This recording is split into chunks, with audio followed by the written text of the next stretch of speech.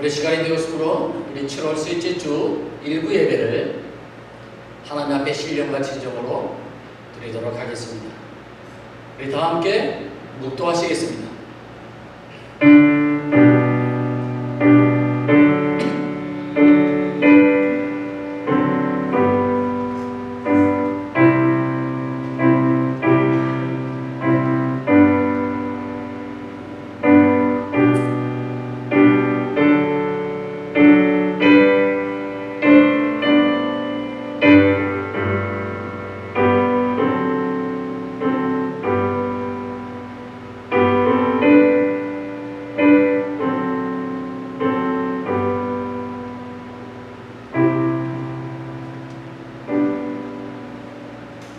귀인들을 의지하지 말며 도울 힘이 없는 인생도 의지하지 말지니 야곱의 하나님을 자기의 도움으로 삼으며 여호와 자기의 하나님에게 자기의 소망을 두는 자는 복이 있도다.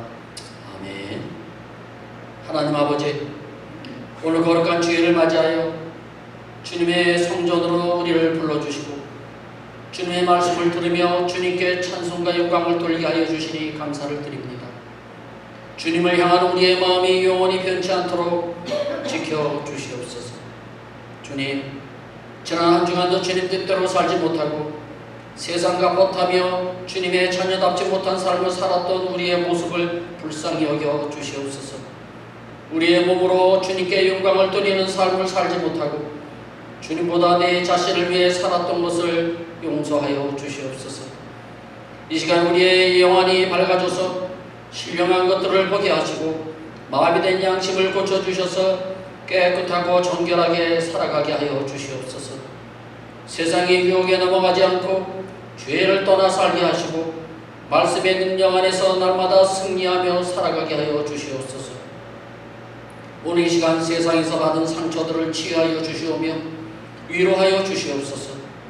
무거운 짐을 지고 힘겨워하는 지체들을 돌아보게 하시고 기도로 협력하는 우리 모두가 되게 하여 주시옵소서. 주님의 피로 세우신 우리 소망장로교회가 어려울 때일수록 더 힘을 내며 열심을 내며 기도하는 교회가 되게 하여 주시옵소서.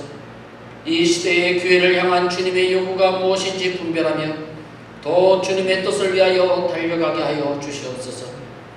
다음 주에 있을 여름 선교를 서른 선교에 함께 동행하여 주시옵고 모든 일정을 주님께서 주관하여 주시옵소서. 모든 선교대원들의 건강을 지켜주시고 오가는 모든 차편들을 안전하게 지켜주시옵소서. 선교에 필요한 물질도 공급하여 주시어서 오직 하나님의 영광만이 드러나는 선교가 되게 하여 주시옵소서. 지금 어렵고 힘든 시대를 살아가고 있지만 이럴 때일수록 더 믿음을 굳건하게 붙들어 주시옵소서. 삶이 힘들다고 주님께 드려야 할 헌신과 봉사의 모습들이 사라지지 않게 하시고 신앙의 선진들이 온갖 박해 속에서도 믿음으로 승리했던 것처럼 그 믿음을 본받아 영광의 멸류관을 향하여 끝까지 달려가게 하여 주시옵소서. 오늘 강단에서 선포되는 주님의 음성에 우리 모든 마음의 문을 활짝 열고 은혜 받는 귀한 시간 되게 하여 주시옵소서. 예배를 위하여 수고하는 모든 손길들을 축복하여 주실 줄 믿사오며 이 모든 말씀을 예수님의 이름으로 기도드립니다. 아멘.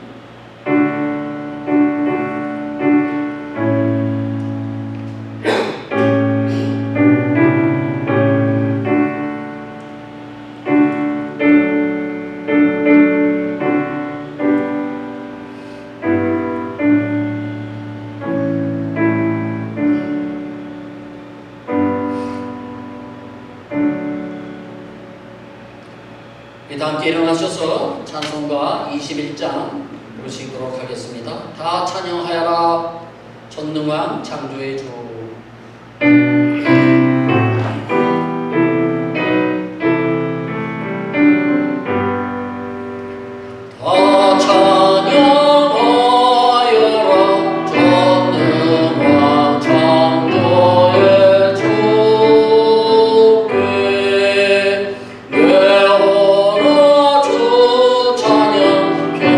평강과 구원의 주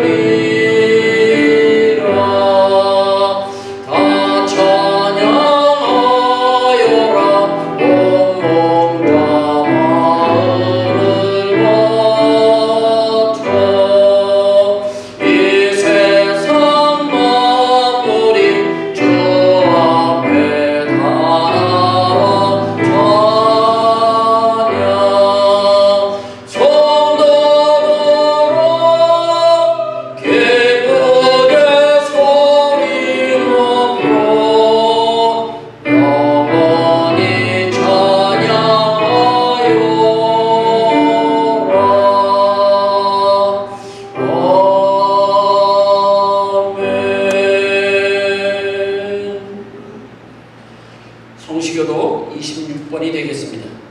시편 50편 말씀입니다. 교독합니다. 내 백성아 들을지어다. 내가 말하리라. 이스라엘아 내가 네게 증언하리라. 나는 하나님고 네 하나님이로다. 나는 내 집을 때문에 너를 불망하지 않으니 내 언제가 항상 내 앞에 있음이로다. 내가 네 집에서 수소나 내 우리에게서 순명소를 가져가지 아니하리니 이는 산의 짐승들과 무산의 가축이와 내 것이며 산의 모든 새들도 내가 아는 것이며 들의 짐승도 내 것이미로다. 내가 가령 주려도 내게 이르지 아니할 것은 세계와 거기에 충만한 것이 내 것이로다. 내가 수소의 고기를 먹으며 염소의 피를 마시겠느냐?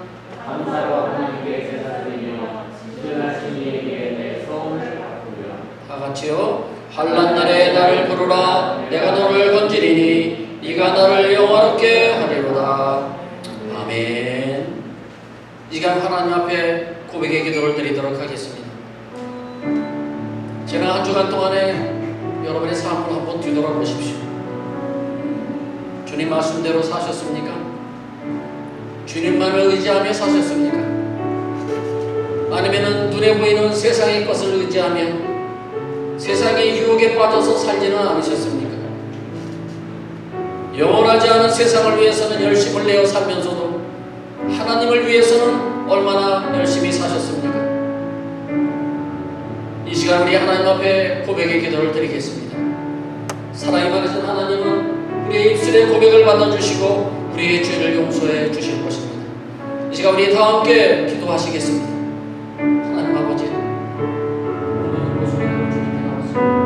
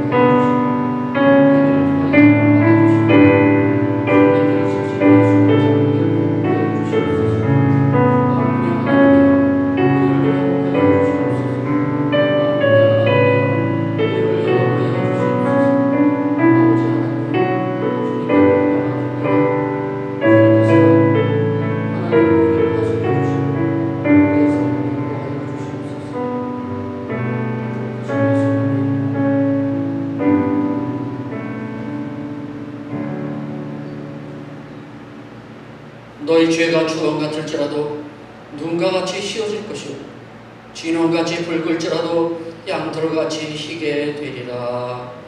아멘.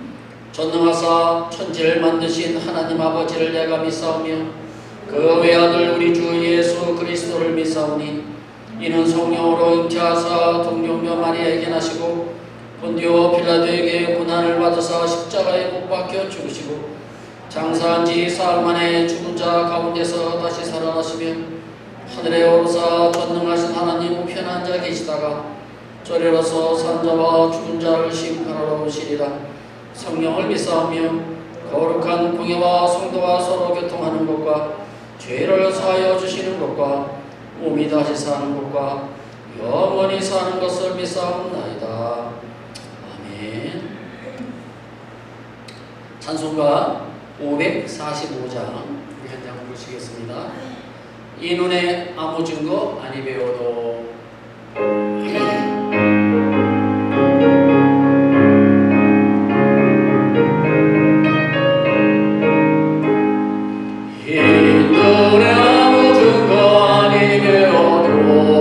믿음만을 가지고서도 열으며 이 귀에 아무 소리 아니 들려도 하나님의 약속 위에 서리라. 걸어가세 믿음 위에 서서 나가세 나가세 의심 버리고 걸어가세 믿음 위에 서서 눈과 귀에 아무 증거 없어도 이들의 보기에는 어떠하는지 이미 얻은 증거대로는 믿으며 이 맘에 의심 없이 살아갈 때에 우리 소원 주 안에서 이루리.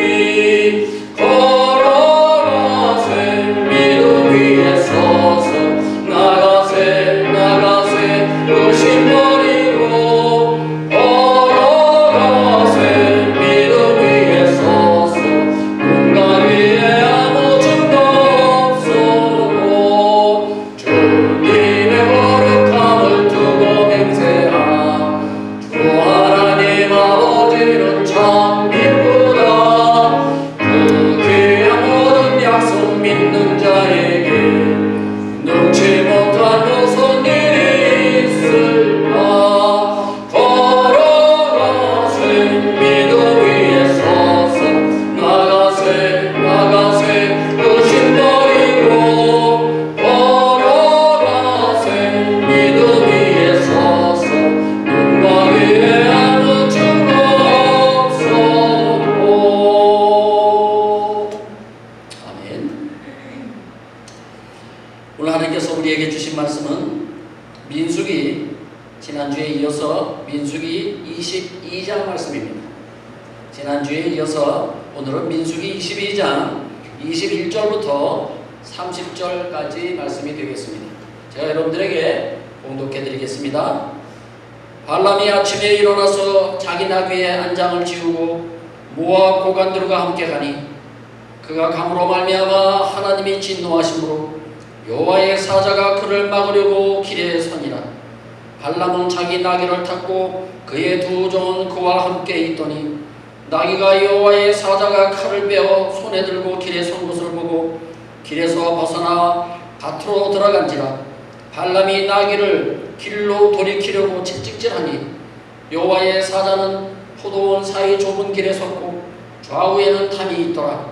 나귀가 여호와의 사자를 보고 몸을 담에 대고 발람의 발을 그 담에 짓누르매 발람이 다시 채찍질하니 여호와의 사자가 더 나아가서 좌우로 피할 데가 없는 좁은 곳에 선지라.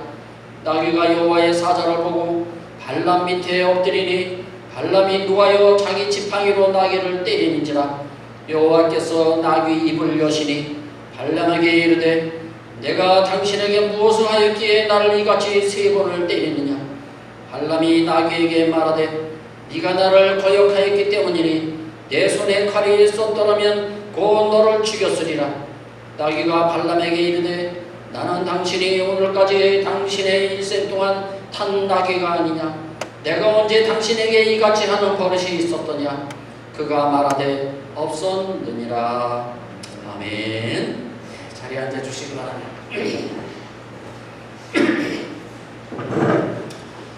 지난 한 주간도 수고들 많이 하셨습니다. 그런데 직장에서 또 사업처에서 얼마나 수고도 많이 하셨습니다.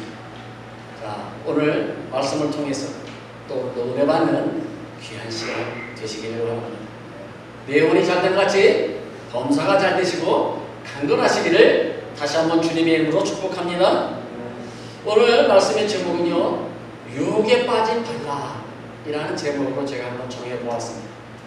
발람이 유혹에 빠졌는데요, 어떠한 유혹에 빠졌는지, 그렇다면 오늘 이 말씀을 통해서 우리가 깨달아야 될 것이 무엇인지 우리가 한번 알아보도록 하겠습니다. 중국의 공자가 이런 말을 했습니다.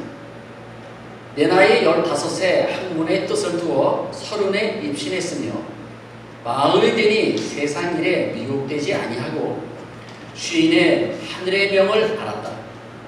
60에 귀가 순해지고 70이 되니 마음이 하고자 하는 대로 쫓았으되 법도를 넘어서지 않았다 라고 말했습니다.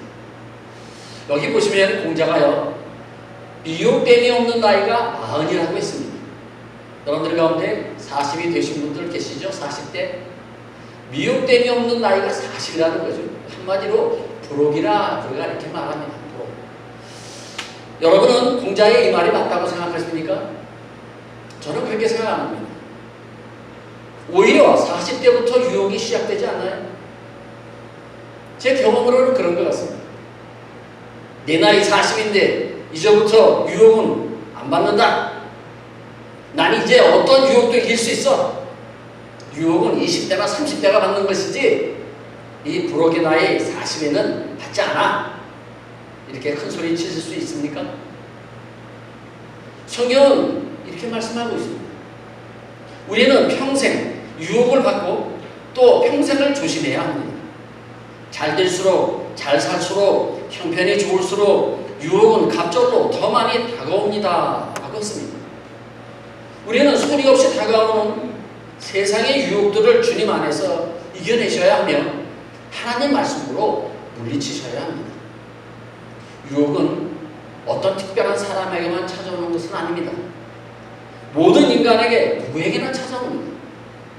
우리가 아시는 것처럼 인류의 조상 아담과 이브도 유혹을 받아서 선악과를 따먹지 않았어요? 또 아브라함도 다윗도 유혹을 받아서 넘어졌습니다. 오늘의 주인공이 발람 선지자도요, 유혹을 받았어요. 따라서 나는 유혹을 이길 수 있어. 내 나이가 얼마인데 내가 유혹은 문제없어 라고 큰소리 치시면 안 됩니다. 그것은 위험한 것입니다. 우리는 늘 유혹의 문이 열려있고 유혹 앞에 서 있기 때문에 그렇습니다. 그러나 우리가 이런 유혹을 이길 수 있는 길이 있습니다. 그것은 주님을 믿는 믿음입니다. 우리의 삶 속에서 날마다 하나님을 의식하며 사는 것입니다. 하나님이 나를 보고 계시고 하나님이 내 말을 듣고 계신다고 하는 그 의식을 갖고 살아야 된다는 것이죠.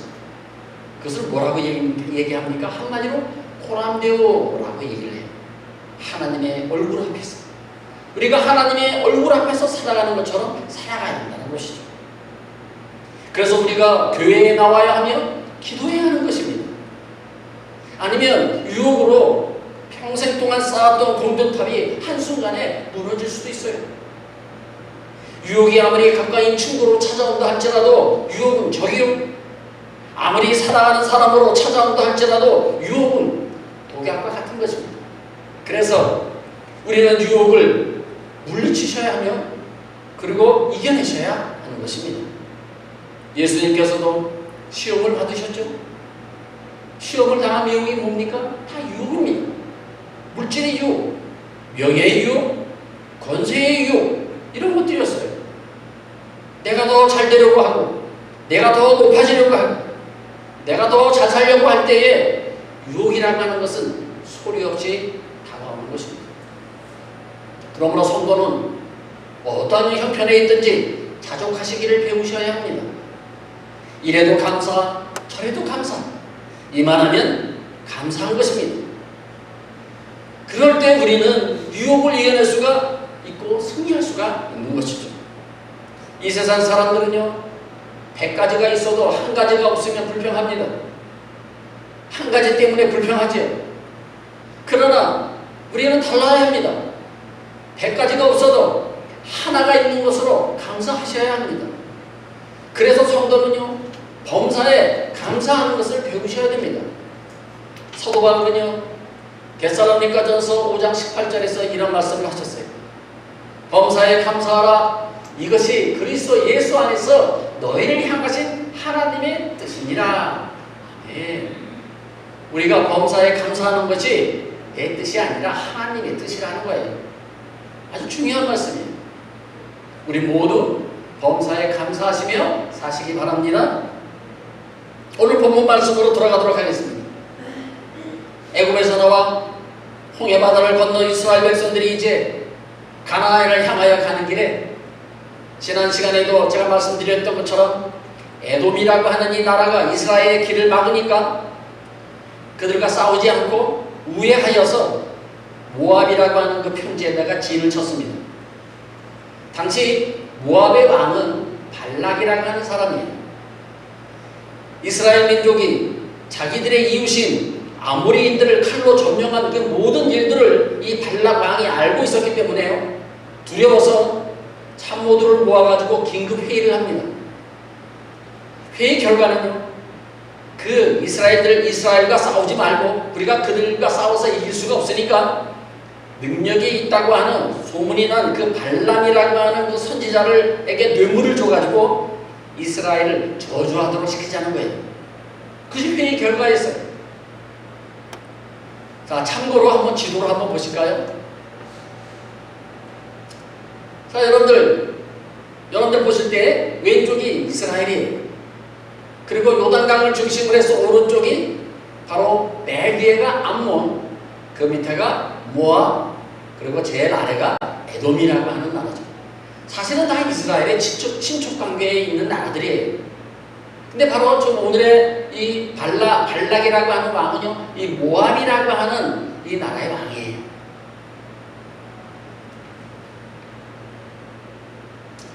따라서 하나님은요, 이스라엘 백성들에게 뭐라고 말씀하셨냐면 신명기 2장 9절에서요, 모압과는 싸우지도 말고 그들의 땅을 뺏으려고도 하지 말라고 분명히 말씀하셨어요. 왜 그러냐면 친척관계니까요.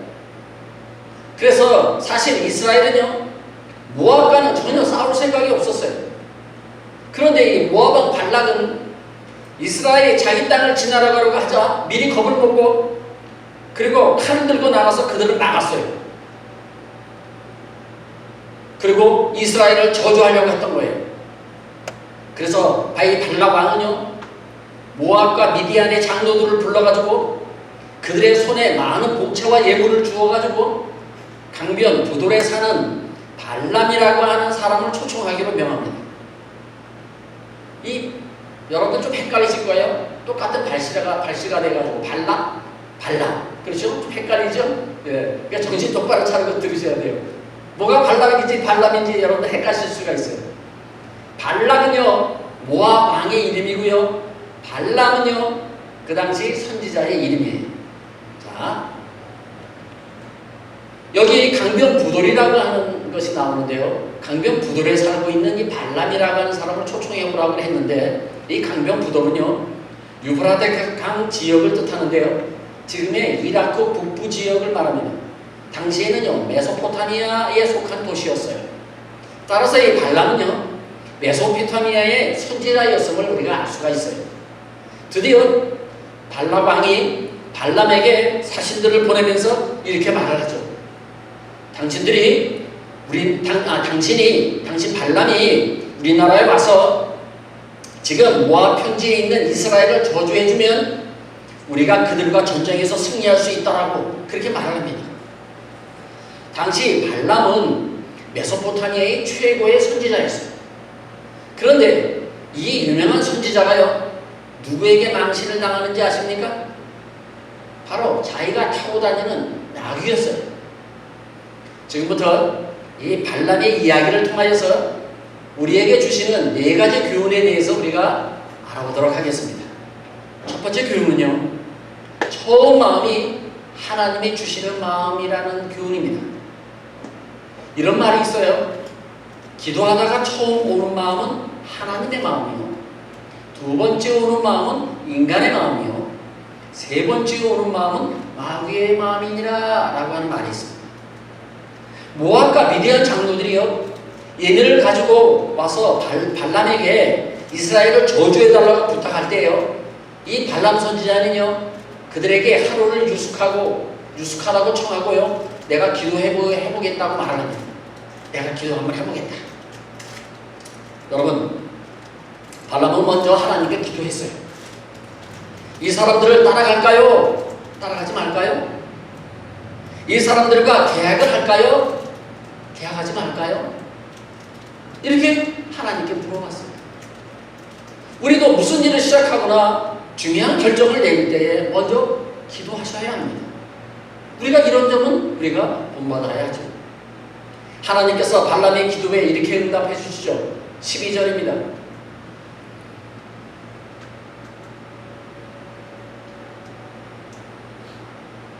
하나님이 발람에게 이르시되 너는 그들과 함께 가지도 말고 그 백성을 저주하지도 말라.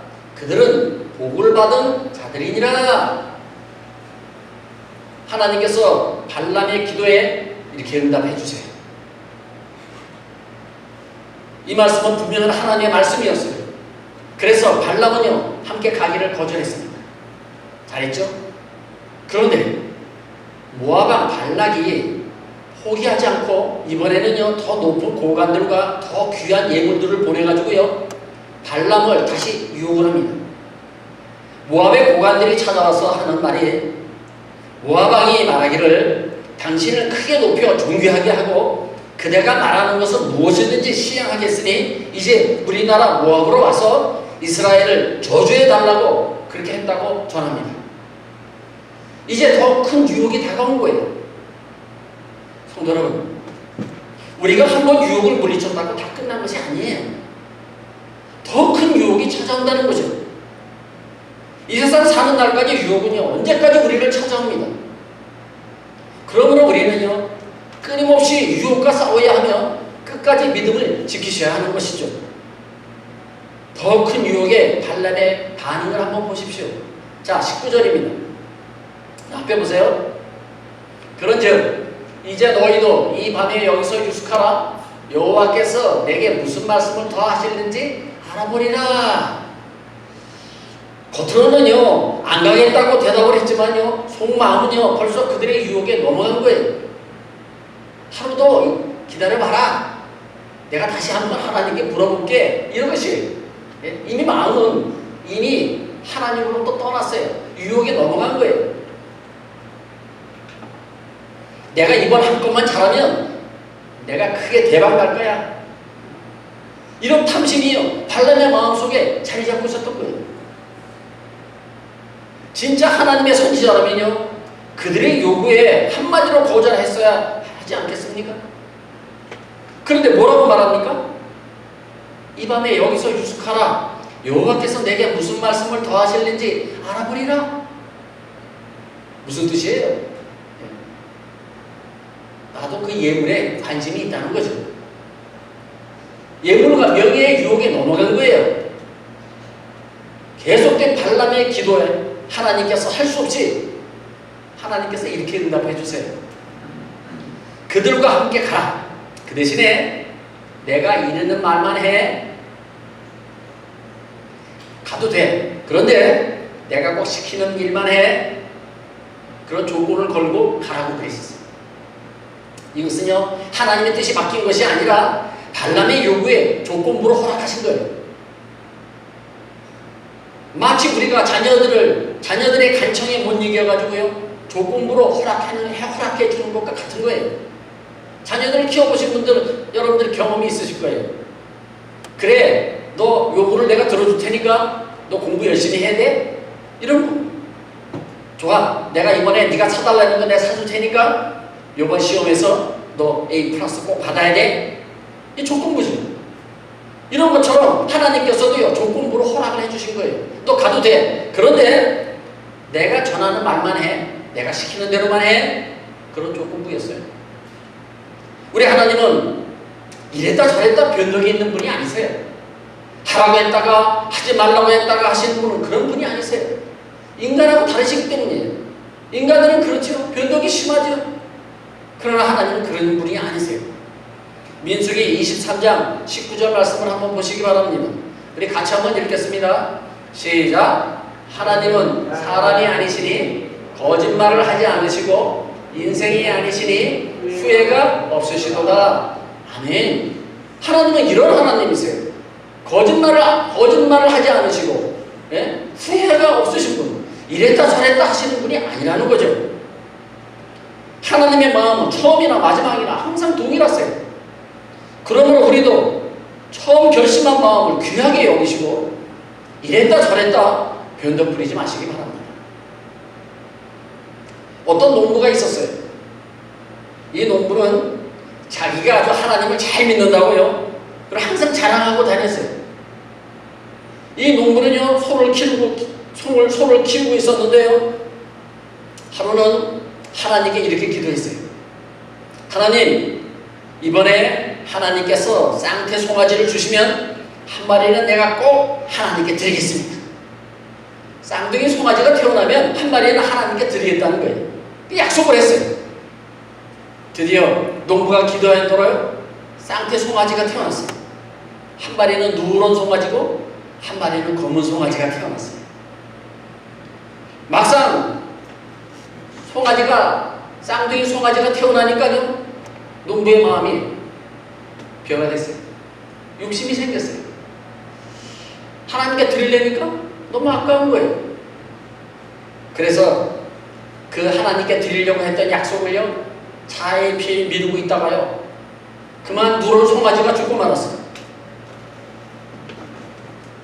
그러자 이 농부가 한숨을 쉬면서 이렇게 말했다고 합니다. 아, 하나님, 하필이면 하나님의 송아지가 죽었네요. 무슨 뜻인지 아시겠어요? 성도는요, 마음을 올바르게 쓰셔야 돼요. 이 농부처럼 처음 마음을 잊어버려서는 안 됩니다. 성도 여러분, 처음 주신 마음이 하나님의 마음입니다. 우리는 처음 마음을 끝까지 유지하시면서 살아가시기 바랍니다. 두 번째 주는 교훈은요, 하나님의 뜻이 아닌 길에는요, 하나님께서 장애물을 놓으신다는 교훈이에요.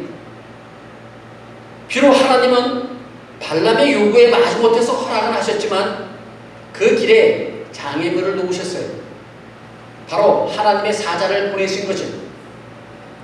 발람은 모압의 고관들이 앞에 가고 두 명의 종들이 뒤에 따라가니까요, 자신이 마치 왕이 된 것처럼 아주 거들먹거리며 가고 있었어요. 그런데 여호와의 사자가 손에 칼을 들고 발람의 길을 나가신 거예요. 하나님이 보내신 거죠. 나귀는 영안이 열려 여호와의 사자를 보았어요. 그래서 길에서 벗어나서 밭으로도 들어가고 이리저리 피해서 여호와의 사자가 계속 피했는데도 여호와의 사자가 계속 쫓아오니까 할 수 없이 나귀가 발람 앞에 주저앉고 맙니다. 그런데 영안이 닫혀버린 이 발람의 눈에는요, 여호와의 사자가 보이지 않았어요. 그래서 채찍과 지팡이를 가지고 계속 나귀를 때렸어요. 당대 최고의 선지자가 나귀만도 못한 영적 수준으로 떨어져 버린 거예요. 이는 왜 이렇게 됐습니까? 그것은 명예와 물질의 유혹에 눈이 어두워져서 하나님의 사자를 보지 못했고 하나님의 뜻을 깨닫지 못하게 된 거예요. 바로 이 명예와 물질의 이 유혹 때문에 그의 영안이 닫혀버린 거예요. 나귀가 보았던 그 하나님의 사자도 이 선지자라고 하는 사람이 보지 못하는 거예요. 바로 유혹 때문에. 유혹. 믿음의 사람이 하나님의 뜻에 불순종하면 인생에 많은 장애물이 놓이게 됩니다. 호세아서 2장 6절에 보시면 이런 말씀이 있어요. 자, 우리 같이 한번 읽겠습니다. 시작. 그러므로 내가 가시로 그 길을 막으며 담을 쌓아 그로 그 길을 찾지 못하게 하리니. 아멘. 성도 여러분, 인생을 살아가는 동안에 장애물을 만나면 혹시 내가 하나님의 뜻에 불순종하고 있는 것은 없는지 뒤돌아보셔야 됩니다. 그 장애물이 사업의 실패일 수도 있고요, 인간관계의 실패, 가족관계의 실패, 육신의 질병일 수도 있어요. 그러므로 우리는 장애물을 만났을 때 장애물을 치워달라고 하면 기도할 것이 아닙니다. 내가 버릴 것이 무엇인지, 또 내가 회개할 것이 무엇인지 뒤돌아보셔야 됩니다. 내가 하나님의 뜻을 어기고 있는 것은 없는지 한번 살펴보셔야 되는 거예요. 왜 나에게 이런 문제가 생겼지? 왜 이래 나에게 이런 장애물이 생겼지? 그럴 때는요, 바로 자신의 모습을 뒤돌아보셔야 돼요. 내가 과연 하나님 앞에 신앙생활 과연 잘하고 있는지, 그것을 우리가 깨달으셔야 되는 거예요. 그래서 내 뜻을 꺾고 하나님의 뜻에 순종하게 해달라고 우리가 기도하시는 여러분들 되시기를 바랍니다. 발람이 이야기에서 배울 수 있는 세 번째 교훈은요, 인생에 장애물이 있을 때 장애물에게만 책임을 전가하지 말아야 한다는 것이에요. 발람의 행동을 주목해 한번 보세요. 나귀는요, 영안이 열려서 칼을 든 여호와의 사자를 보았어요. 그래서 주인을 살리려고 이리저리 피하다가 결국 주저앉아 버렸는데, 발람은 나귀를 채찍으로 때리고요, 그래도 안 되니까 지팡이로 때렸어요. 발람 자신의 불순종으로 여호와의 사자를 만났고, 나귀는 오직 주인의 생명을 보호하려고 주저앉았을 뿐인데, 이 무지한 발람은요, 영안이 다쳐가지고요, 앞으로 가지도 못하는 이 책임을요, 누구에게 전가했어요? 나귀에게 전가한 거예요. 자기의 책임을 나귀에게 전가한 거예요. 발람의 태도를 보신 하나님께서요, 어떻게 하시는지 아십니까? 발람의 그 유혹에 눈이 어두워서 그와 같은 행동을 하는 이 발람을 향해서요, 하나님께서 나귀의 입을 열어서 말을 하게 합니다. 참 신기한 일이죠? 나귀가 히브리 말을 하는 놀라운 일이 벌어졌어요. 자, 28절 말씀 한번 보세요. 28절. 여호와께서 나귀의 입을 여시니 발람에게 이르되, 내가 당신에게 무엇을 하였기에 나를 이같이 3번을 때리느냐? 그리고 나귀가 발람에게 항의를 해요. 동물이 사람에게 항의를 하고 있어요. 아마 발람은요, 깜짝 놀랐을 거예요. 나귀가 말을 하니까 얼마나 놀랐겠어요. 그런데 이 발람은요, 태어난 척하면서 이렇게 말하죠. 이는 네가 나를 거역하기 때문이야. 내 손에서 칼이 있었더라면 너를 죽였을 거야. 그렇게 말을 해요. 그러자 30절에서요, 이 나귀가 하는 말이요, 나는 당신이 지금까지 일생 동안 탄 나귀가 아닙니까? 내가 언제 이같이 한 적이 있었습니까? 라고 대답을 해요. 나귀의 말이 참 논리적이지 않습니까? 나귀가 논리적으로 말하니까요, 발람이 꼼짝 못하고요, 뭐라고 대답해요? 없었다라고 대답합니다. 그런 적이 없었어. 옆에서 지켜보던 그 모압의 고관들이 얼마나 무서웠겠어요. 선지자라는 사람이 이게 무슨 창피입니까? 발람은 자신의 책임을 나귀에게 전가했어요. 성도 여러분, 우리가 살면서 힘든 장애물을 만났을 때 내 인생이 이 장애물 때문에 망했다고 책임 전가하지 마십시오. 그 모든 문제는요, 나에게 있는 것이지 남에게 있는 것이 아니에요. 우리 사회도 책임 전가하는 분위기가 많지 않습니까? 자기 책임보다 남의 탓으로 돌리는 경우가 너무 많아요. 이 사회가 이렇게 어둡고 부패하게 된 것은요, 우리 믿는 성도들의 책임도 있다는 사실을 우리는 아셔야 됩니다. 요나가 불순종하니까 어떻게 되었어요? 요나가 탐배가 풍랑을 만났던 것처럼 신앙인들이 세상의 빛으로 소금으로 살지 못하니까요, 이 사회가 이렇게 된 거예요. 누구의 책임이에요? 우리 믿는 성도들의 책임인 거예요. 그러므로 우리는 인생의 고난을 만나도요, 남의 탓으로 돌리지 마시고 내 책임이라고 하는 자세로 그렇게 살아가시기 바랍니다. 마지막 네 번째 교훈은요, 인생을 살다가 장애물을 만나는 것은요, 겸손하게 낮아져서 회개하기를 원하시는 하나님의 뜻이에요. 여러분들 꼭 기억하셔야 됩니다. 여러분들 인생을 사시다가 그런 경우가 있을 거예요. 이미 경험한 사람들도 많고요. 자, 31절 말씀을 한번 보십시오. 그때에 여호와께서 발람의 눈을 밝히심에 여호와의 사자가 손에 칼을 빼들고 길에 선 것을 그가 보고 머리를 숙이고 엎드리니. 아멘. 발람이 그제야 영안이 열려서 앞을 보니까요, 여호와의 사자가 칼을 들고 서 있는 것이 보였어요. 그래서 발람은요, 그 자리에서 엎드려가지고 이렇게 말을 하죠. 내가 범죄하였습니다. 당신이 기뻐하지 않으면 내가 돌아가겠습니다 라고 말해요. 우리도 인생의 장애물을 만나면 이처럼 몸을 낮추셔야 됩니다. 그래서 회개할 것은 회개하고 버릴 것은 버리셔야 돼요. 인생의 장애물을 만났는데도 이게 하나님의 뜻인지 모르고 계속 고집해서 산다면요, 더 망하게 되는 거예요.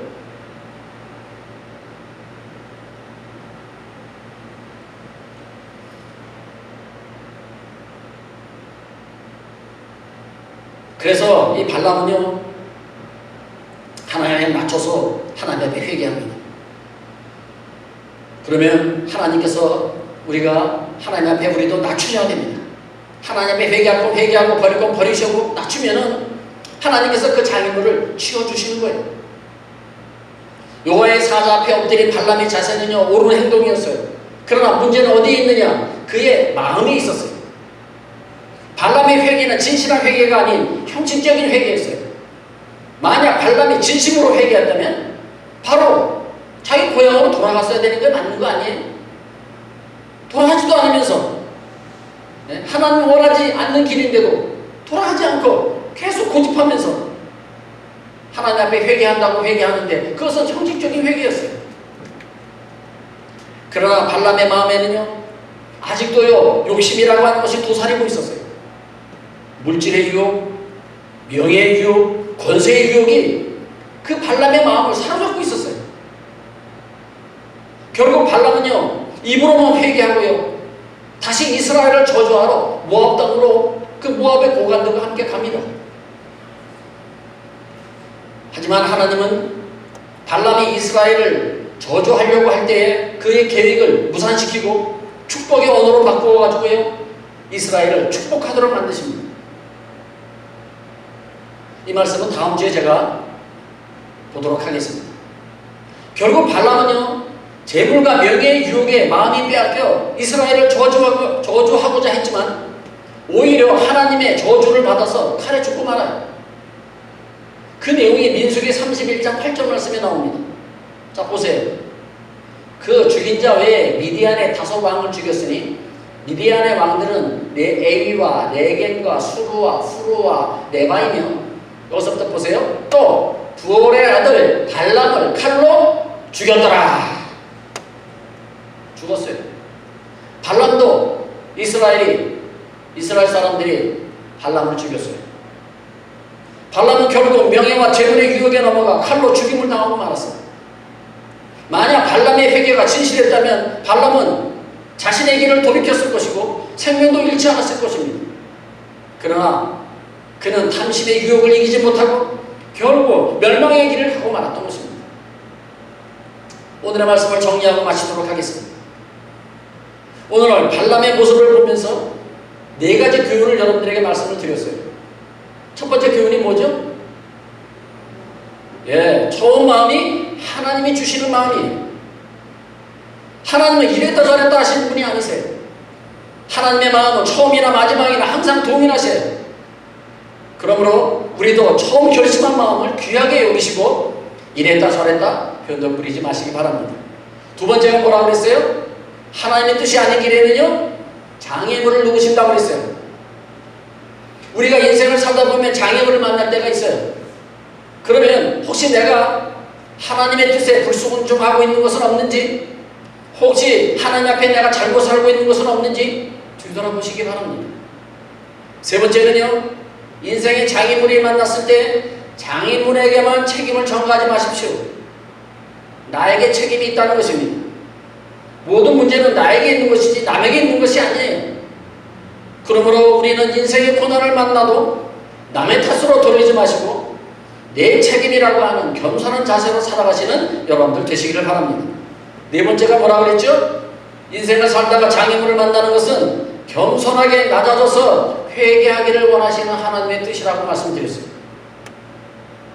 발람이 영안이 열려 앞을 보니 칼을 들고 서 있는 여호와의 사자가 보였어요. 그래서 놀라서 바로 엎드려가지고요, 내가 범죄하였나이다. 당신이 기뻐하지 않으면 내가 돌아가겠습니다라고 말합니다. 겉으로 보면 참 잘한 행동이었어요. 이런 모습은 우리가 본받아야 됩니다. 그런데 문제는 그의 마음에 있었어요.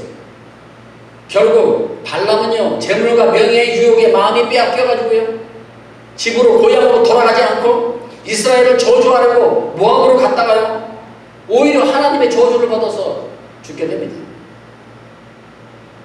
성도 여러분, 오늘 말씀을 통하여 우리의 인생길에 장애물을 만나면 나의 삶을 한번 뒤돌아보시고 버릴 것은 버리시고 회개할 것은 속히 회개하시기 바랍니다. 일이 잘 풀리지 않는다고 남의 탓으로 돌리지 마시고 내 책임이라고 하는 겸손한 자세로 살아가시는 여러분들 다 되시기를 주님의 이름으로 축복합니다. 자, 우리 함께 기도하기를 원합니다.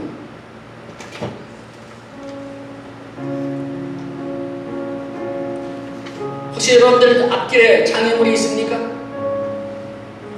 하나님의 장애물을 치워달라고만 기도하지 말고 한번 나의 삶을 한번 뒤돌아보십시오.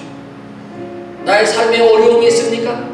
왜 이런 어려움이 왔습니까? 내 삶을 한번 뒤돌아보십시오. 하나님 앞에 버릴 건 버리고 회개할 건 회개하게 해달라고 기도하시기 바랍니다.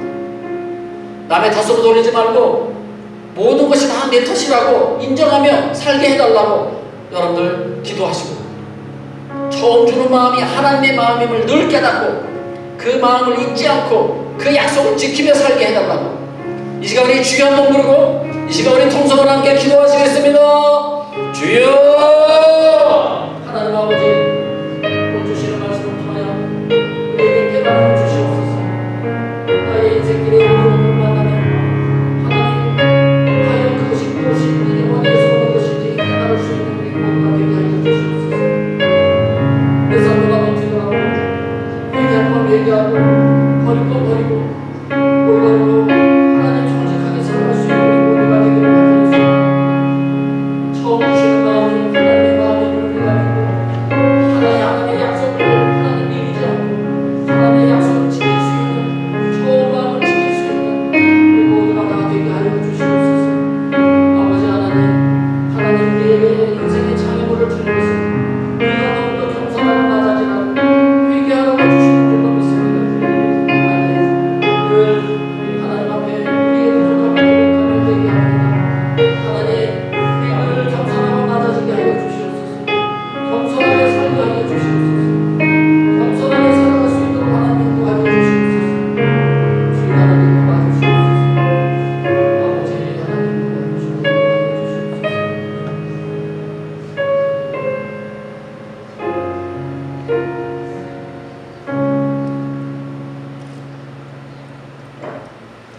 우리의 삶을 간섭하시고 인도하시는 하나님 아버지, 오늘 말씀을 통하여 처음 마음이 하나님이 주신 마음이라는 사실을 깨닫고 우리도 처음 결심한 마음을 귀하게 여기고 살아가게 하여 주시옵소서. 우리의 인생의 장애물은 우리를 괴롭히려고 주신 것이 아니라 겸손하게 낮아지고 회개하라고 주시는 줄로 믿습니다. 우리 모두 세상의 유혹에 넘어간 발람과 다르게 살기를 원합니다. 세상의 유혹을 물리치고 주님을 만나는 그날까지 믿음으로 승리하며 살아가게 하여 주시옵소서. 예수님의 이름으로 기도드립니다. 아멘. 우리 찬송가 259장을 부르시겠습니다. 예수 십자가에 흘린 피로써 그대는 씻기어 있는가.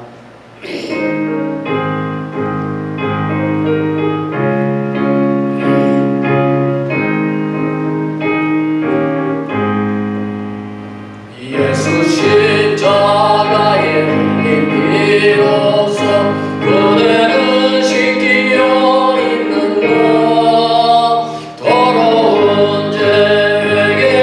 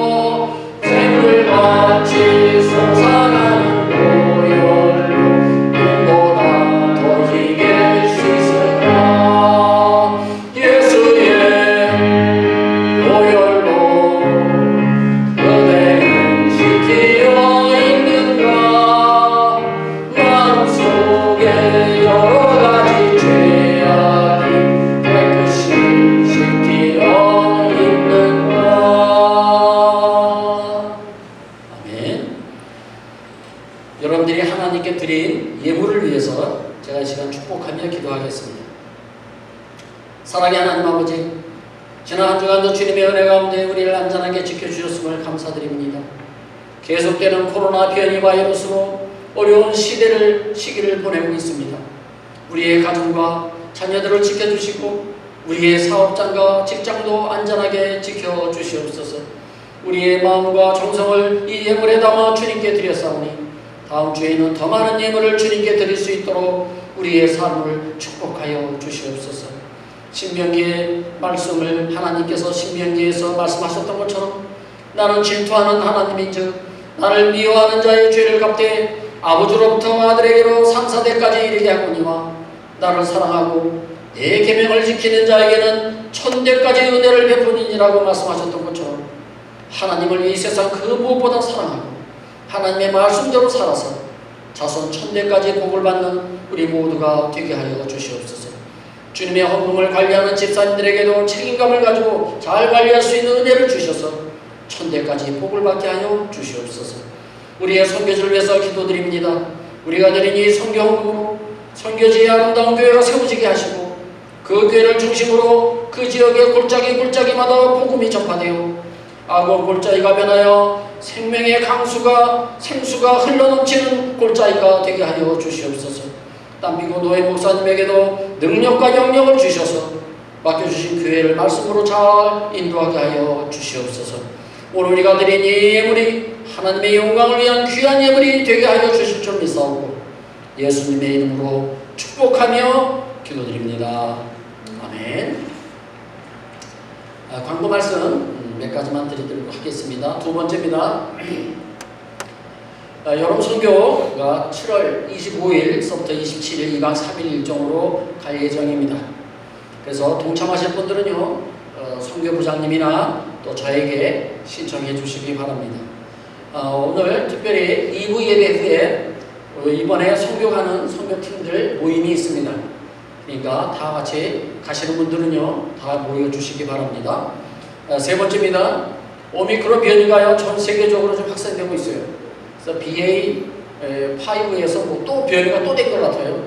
하여튼간에 여러분들 각자 건강에 특별히 유의하시기 바랍니다. 네 번째, 제가 매일 광고하는 내용, 우리 아침 기도회가 있고요. 토요일 날 아침은요, 예배로 드리고 있습니다. 많이 참석해 주시기 바라고요. 다섯 번째, 7월 24일 날 대표기도 우리 태성원 집사님, 그리고 7월 31일 날은 우리 이용돈 집사님, 그리고 7월 교회 안내는요, 오기온 우혜진 집사님이 한 달 동안 수고해 주시겠습니다. 우리 다 함께 일어나셔서 우리 마지막 수업, 괴로울 때 주님의 얼굴 보라, 우리 기도하는 마음으로 우리가 함께 부르시고 축도함으로 모든 예배를 마치도록 하겠습니다.